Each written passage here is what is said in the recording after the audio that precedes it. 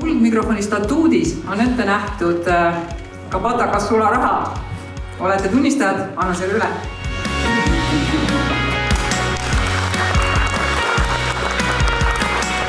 Aitäh kõigile! Palju õnne sulle, nii hea meel sinu pärast. No võt, nii on. Ma vaatan tagasi nii, et olen teinud umbes 2000 kuni 3000 päevaga ja ma pole neid kokku lugenud. Ja siis veel hulgaliselt 10 aastat peaministri tunde 5 erineva peaministriga, 100 opositsiooni esindajatega saateid ja ka mõnel määral siis Nemo-turniiri ja keskpäevaprogramme ja neid asju, mida praegu nimetatakse Uudis Plussiks, aga mis varem oli keskpäevatund. Et on saanud teha, aga põhiliselt muidugi ikkagi uudised. Alati tahaks ju teada kõigemat, mis on kõige põnevam olnud?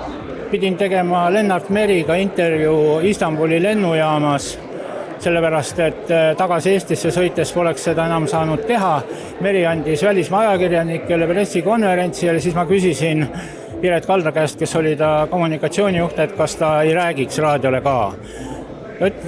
Küsis järele, Meri oli nõus, aga see oli niimoodi, et mina pidin helistama raadiosse, et saab intervjuu ja raadio pidi helistama mulle tagasi, et lindistada. Ja siis me seisime keset seda lennujaama, meie Lennart Meriga, umbes hunnik Türgi ministreid, turvamehed, ühesõnaga 450 inimest ja me ootame, millal minu käest telefon heliseb, et ma saaks Meriga rääkida, aga on sellised momendid, nagu jäävad meelde. Kas sul on ka eeskujusid olnud? Ei ole kunagi väga nii suur õppija, igal juhul kui ma raadiosse tulin, mul ei määratud kedagi kätt hoidma ja mind välja õpetama. Nii et ma ei oska seda otseselt öelda, kõigi käest on midagi õppida. Nii et tuleb hoida silmad lahti ja küll sa leiad, mida õppida. Mida tulevik toob?